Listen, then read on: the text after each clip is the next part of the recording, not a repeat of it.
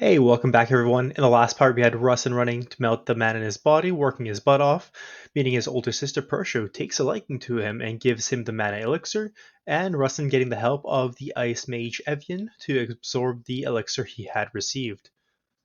Jumping straight into where we left off, immediately after he absorbs elixir into his body, he starts to burn up uncontrollably as a side effect. So instead of sitting around, he decides to go for a run to help his body burn off his extra mana. But even after hours and hours of running, he doesn't feel tired. The effects of the elixir is so strong that he ends up running himself into the mornings, to which he still feels like his heart is going to explode from the overflowing mana. Even after hours and hours running, Rasen decides that this still isn't enough, so he tells Hampton, who just woke up, to show him the waterfall garden immediately.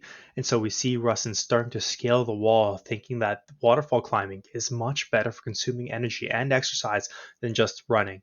But this still isn't enough, and so he orders Hampton to bring 10-kilo weights so he can use them for his climbing. As he goes through this rigorous training, he receives notifications saying that the beginner combat magic Resolute Willpower protects his body. The beginner combat magic Resolute Willpower is being trained.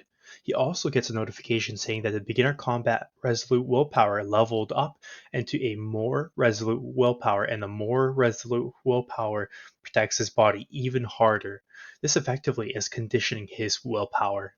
But the upgrades didn't stop there. He also received a notification saying that the beginner combat magic weight utilization leveled up into proficient weight utilization. But after receiving this notification, he tells Hampton to increase the weights to 20 kilograms. But Rasen didn't stop there. Within a week, he's telling Hampton to increase the weights to 30 kilograms, then within the following week, 50. Out of concern, Hampton yells out and says that he finds the young master's passion admirable, but if he pushes himself too hard, he'll ruin his body through overtraining. Within 3 weeks' time, Rasen had completely absorbed all of Persha's mana. Reporting to Persha, Sando states that he has a monstrous body and that he climbs up the waterfall at the garden barehanded, and when he asked if he's not using magic, Sando states that he appears to be only using combat magic.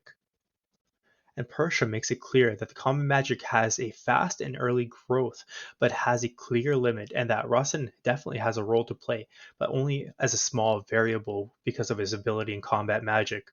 But when given the fact that he's climbing the waterfall wearing 50-kilogram weights, not just 5, Persia is surprised that he climbs this 30-meter high waterfall within less than 5 minutes.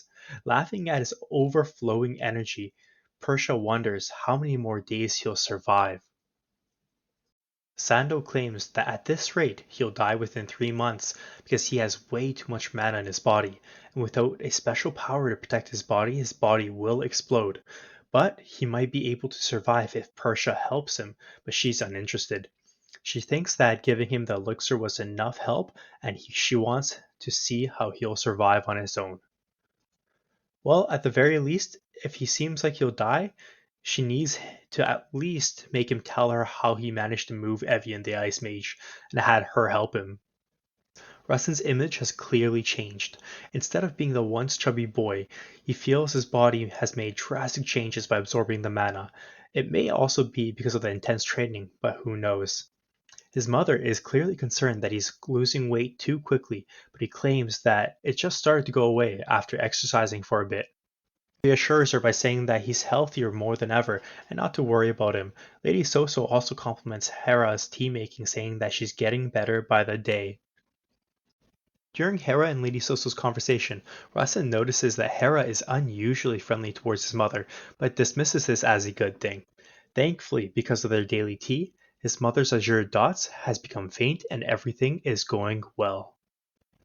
Later that same night, Rasen lies in bed and uses his Divine Eye and Easy Mana Cultivation ability to continue training his mana, and thinks about how today is 218 December 20th on the Hyphaean calendar, and that it'll be December 24th soon. December 24th is Stellatio Eve, which means the night before the birth of a star.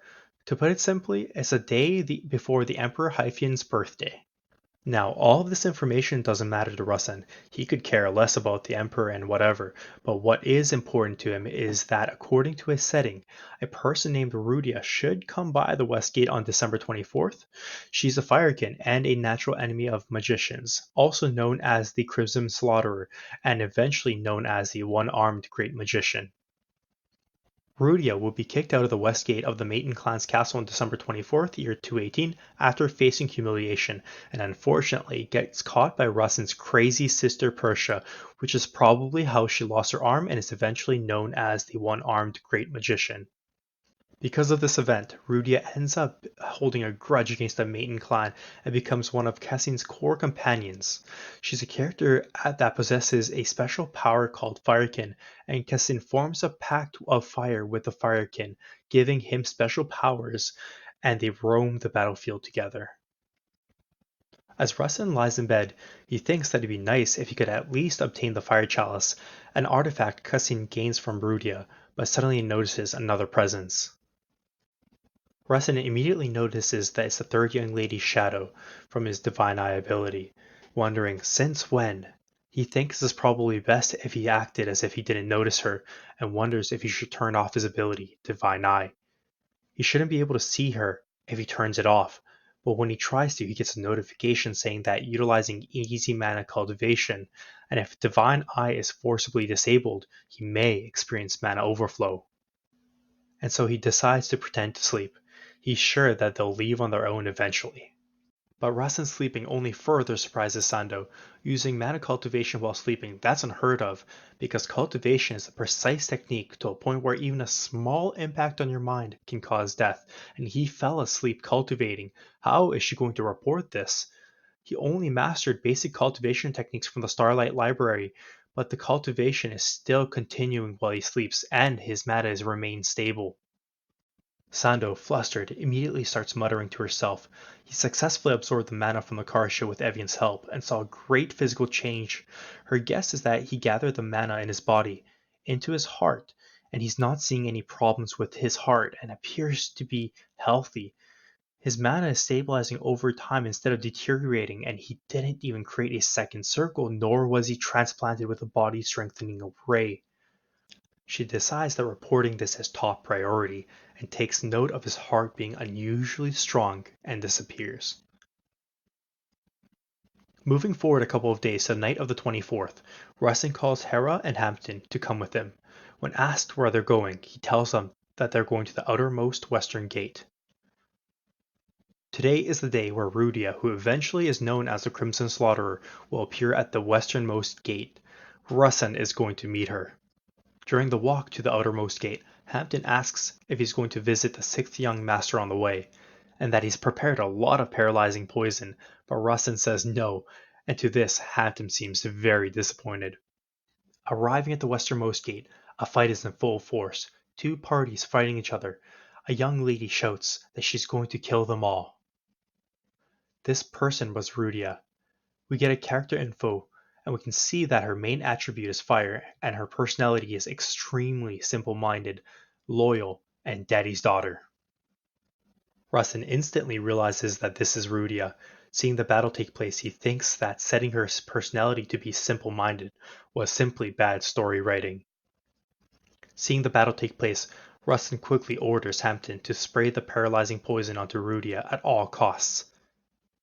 As ordered, Hampton throws his bag of paralysis at the enraged Rudia. The bag explodes right beside her, instantly knocking her out. Thinking that he has to sort the situation out quickly, one of the guards grabs Rasen by his shoulder and asks him how he broke in and to identify himself. He responds to the guard that he walked out from the inside. Pull yourself together. How can you even call yourself a gatekeeper like that? I guess people of the outermost west gate can't even be called magicians of the clan. Your skills are way too poor, but in reality, the gatekeepers weren't weak. Rudia was just extremely powerful. Walking over to retrieve Rudia, he tells the gatekeeper that he's taking her with him, but the gatekeeper yells out to identify himself. Hampton steps in, clearing his throat. Hampton starts to monologue about how this great person is the Maiden clan's grand magician who inherited the clan's bloodline. the great one who will sail towards the world's light, firmly walking the road of magic. No, the extraordinary sailor who was about to start the journey, the one and only, the seventh young master, Rasen Maiden. Do you finally understand?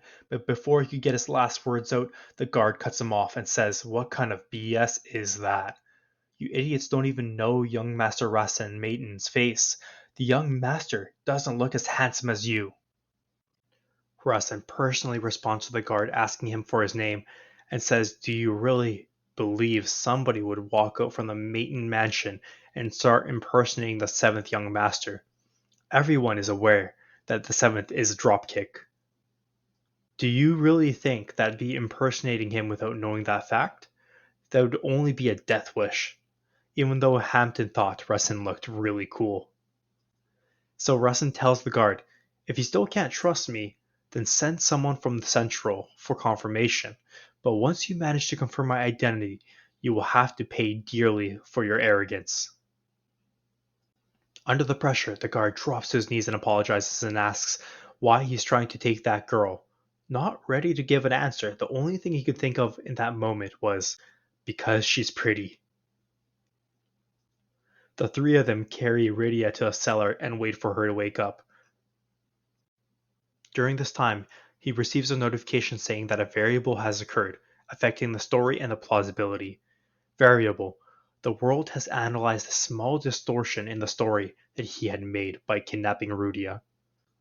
Suddenly, Rudia wakes up. Because of the tape over her mouth, they can't tell what she's saying, but she's most likely swearing and cursing. Rudia was a character that was extremely simple-minded, and so he should treat her in the simplest of ways. And so Rasen tells her, "I heard your dad is sick. I'll help you," and goes to explain that his mom was also very sick once, and that he knows exactly why she came here. He further goes and identifies the robe she was wearing with a moon on the left chest, making her a magician from High Run. On top of that, she's using fire, so she must be a firekin. He also knows that the region next to the Dragon Mountain Range had an epidemic that was spreading. He tells her that he knows how to cure that epidemic. He also tells her that he knows that she came here looking for a cure for that disease. He then tells her to nod her head twice if she understood, and which she quickly does. Ordering Hera to take that thing off her mouth, Hera rips the tape off of Rudia's mouth. Rudia then asks if he was really going to help her. But why? She was concerned because she had been told by her dad that people of high birth generally don't help others without reason, but when questioned about his answer, she said that she was going to give them a reason and that she had good stuff in her possession. This had to be the Fire Chalice, the opportunity Cassine, the actual protagonist, got in the original story. The conversation between the two following this was very simple and to the point, with it ending with Rasen curing her father, and Rudia somehow paying him back. Rasen then gives Hampton an order telling him to procure some 10-year herbs and spread them throughout the Highran region, and tells him, "If you boil the 10-year herbs with the silvery sea water for 18 minutes, it will solve the epidemic in the Highran region." Not familiar with the processing method, Hampton asks for an explanation, but Rasen tells him to not doubt the light's abilities. Being Hampton, he doesn't question him further, and only views Rasen as super cool. Then when asked by Hera about this processing method, Hera speaks up and says that she can't understand it with her common sense, but Rasen, once again acting cool, says it's because he's a maiden. Saying thank you for teaching me, Hera thinks how his confidence is similar to the current head of the family when he was younger. Confident, Rasen then states that he's going to release Rudia now, but something doesn't add up. What did Rasen say? She never told him his name. How does he know it? Thank you all for tuning in. Be sure to like and subscribe. I'll be back with the next one shortly.